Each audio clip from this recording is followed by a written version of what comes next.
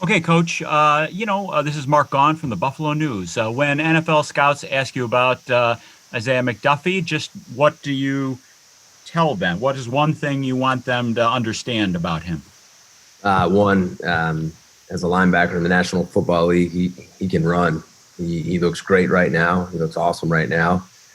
He's got great speed. I think he ran in the high 4.5s. He's extremely physical. He plays with his hair on fire. He practices that way. He is extremely tough. I think in a league where you need guys who can run, that's what he can do. He's a linebacker that can run. And that's very important right now in most NFL schemes, the way the game is going. And kind of the neat thing about him is he's only really played one season as a stacked backer. So his potential, I think, is really, really high. And I just think he's going to keep getting better and better. We'll go next to Mateus.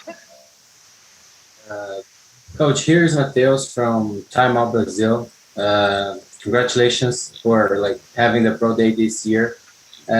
With all the problems that we have last year because of the COVID and all the problems that the players have, how do you think that the pro day is big for the players and even for the coach in this year in 2021?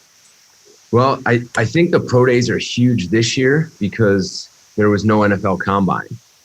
And I think that it was important for the same reason that in the normal NFL offseason, clubs are going to send out their position coaches to go work out a lot of players. And that didn't happen. In my time in the NFL, I would look at, my top DBs and I travel around the country and work them out and get to know them. And because of COVID, they can't do that right now. So these pro days have kind of replaced that. So a lot of people showed up today, and I'm sure there's a lot of people showing up all over the country. I mean, there's head coaches here, there's head coaches at other pro days. So they need this time to really evaluate their players, see them run routes live, seeing them do drills and drops live, and even for the 40 times. Because usually at the combine, you get the 40 times that it's pretty consistent, but now they need those times as well. So these pro days are huge this year, and I'm just grateful that we were able to have one to help these guys out. And you Go think next that? to John. Oh, I'm sorry. Sorry. We're gonna take one question at a time. Sorry. We'll go next to John Scott. Sorry. I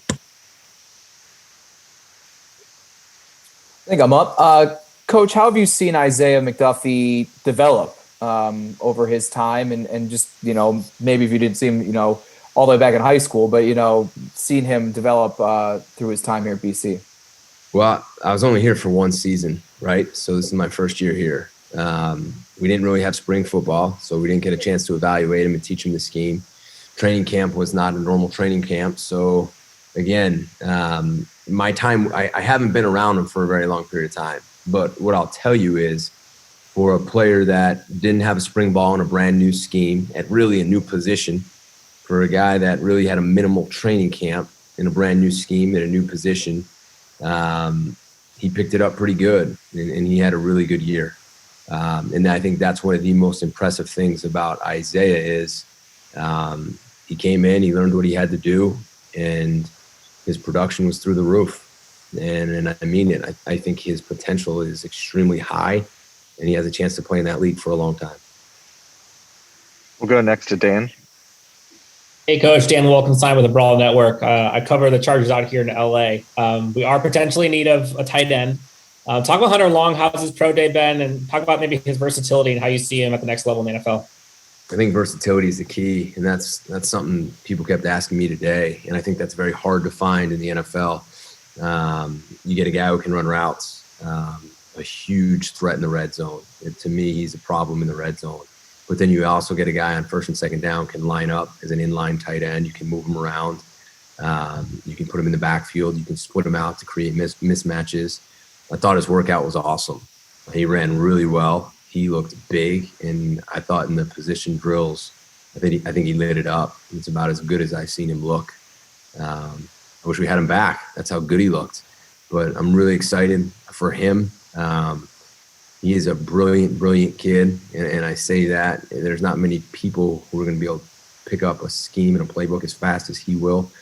I think he's going to be one of the safest picks in the draft because I think he'll play for a long, long time. He'll be a pro. He'll do everything right, and he's gonna have a lot of production. We'll go next to Rich. Hey, Jeff, in your capacity as an NFL assistant, did you have to go to some of these pro days? And if so, what was that experience like, from the NFL perspective? Yeah, Rich, I like going to do private workouts myself, but I did go to pro days. So as an NFL assistant, you can go set up private workouts where I actually came and worked out Harold Landry and Ike when I was at San Francisco. So I flew in. Usually I would take the kid out to dinner the night before to get a chance to really know him and dive in and ask questions one-on-one. Wake up. We'd work him out on the field. I'd put him through my own position drills that, in my head I'd used throughout my career so I could kind of process it and compare him to other players that I've been around and see it firsthand for myself. So I personally, Rich, I love the one-on-one or the two-on-one private workouts. But yeah, there were times when I did go to pro days. And it's a great experience too. And we're trying to make that here for all these coaches, I'm trying to make it as easy as I can for what I would have wanted. It's a great chance to talk to the head coach, the position coach, the coordinators, the trainers, the strength staff, and get to know the player a little bit.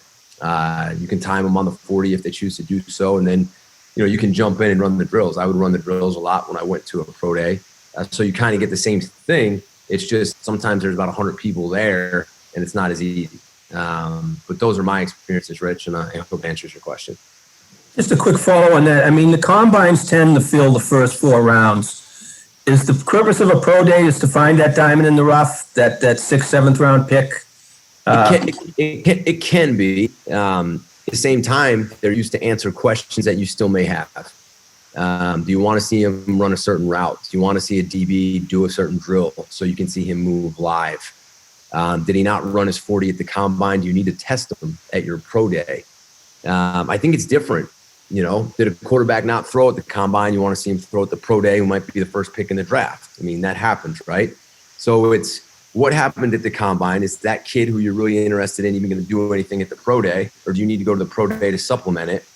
And then sometimes you might find a guy you really like, and you don't want many people to know you really like them. So you set up a private workout so they don't see that you went to the pro day. So there's also a little bit of game in, all right, Rich, let's see how many of the coaches actually went to this kid's pro day.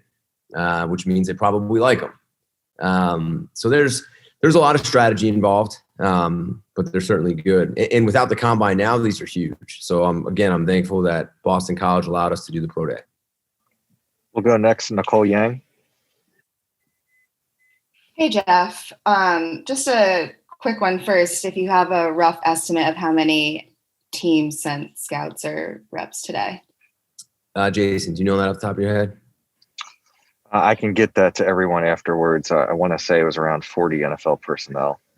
Don't know the breakdown of teams yet. And then with Hunter, just in what ways was he able to showcase his versatility in this setting today? I think in this setting, the important thing for him was, one, everybody got to see him face to face, which they have not been able to do. Everything's been on Zoom. So this is the first time that these coaches, and there's several tight end coaches here, they got to see what he looks like in person, which is important. They got to see him run a 40 because I think people were happily surprised with how fast he ran. And then they got to see him run routes, which is to me so important to see how a guy moves live. And I think those were the keys. And I think, like I said, Nicole, I think he nailed it. And I can tell how happy he was when he finished up, and I just finished talking to him. Take a couple more for Jeff. First up with Mitchell. Hi, Coach. This is Mitchell Wolfe with the Brawl Network, also class of 2017. I'm curious, kind of follow up on your NFL background. Did you give any specific advice to the players working out today based on your experience as an NFL position coach and evaluator? Yeah, a couple of them called me up and just kind of picked my brain on what the day would look like, what they were looking for. Sometimes it's good, honestly, just for me to run through the day so they can kind of, get a sense of what it's going to look like and not be surprised by anything. So just kind of giving them the organization set up. And hold on one second here. Something just popped up on his computer here. All right, I'm back. So I've given advice. I've tried to be there if they need me, to help them out any way that I can. I've answered a lot of calls and gotten in touch with a lot of people who coach or GMs or scouts in the league, and I'm going to do everything I can to get these guys the best opportunity that they have.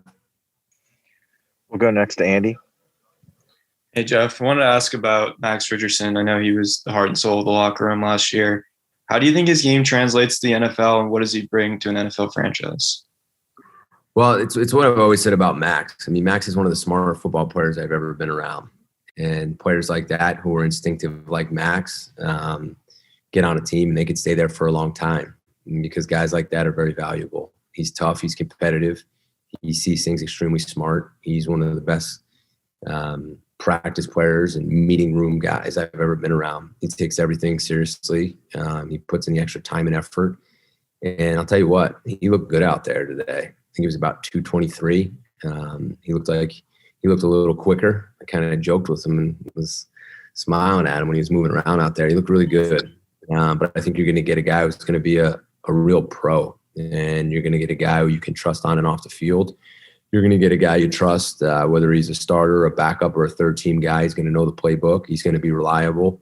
And if given a good opportunity, he's got a chance to stick on a team for a long, long time, because you can trust him and count on him. We'll go next to Kevin. Hey, Coach, I'm just curious. Obviously, getting to this point is a huge deal for these guys. It's obviously a sigh of relief that the day is over, but for a coach like you and the staff, is it almost a sigh of relief for you guys as well that, these kids finally got to have this day? I don't know if it's a sigh of relief. I think we're just all very happy that these guys got to come out here, because there was a time we didn't know if we'd be able to do a pro day here with all the protocols and everything going around. So yeah, I mean, I just think everybody was happy. There might be relief that it's finally come, but the guys look excited, and I think they all should be really proud of themselves on the way they performed today. I know we are, and I think they all gave it their best. We'll wrap things up with Mitchell. Awesome. So this offseason, some former BC players like Matt Milano, Justin Simmons, and John Johnson were able to secure some really lucrative contracts in the NFL. And I know you didn't coach them personally, but what does that success, how does that help you build BC's brand on the recruiting trail and convincing players, hey, this is a place you can come and we will help get you in the NFL and, get you some money? Yeah, I think it's big. All three of those guys you mentioned, not only are they good players, but they're great people. And in my opinion, in my experience, when you get a great player who's a great person, usually you wind up with a great contract, because you do things the right way. You give it your best. You study, you learn, and you act like a pro. And I think that's what Boston College is all about. Kids who come here, it's not just football. It's how to become a man, how to get an incredible degree, one of the best degrees in the country, and you learn how to play the right way in a really competitive conference. And now you combine that with the NFL background of most of our staff. I think recruits see that and see the success that our guys had, and they want to come play here. And that's going to allow us to become a very competitive football team, and I'm thrilled just to be a part of that. Jeff, thank you very much for all your time. We appreciate it.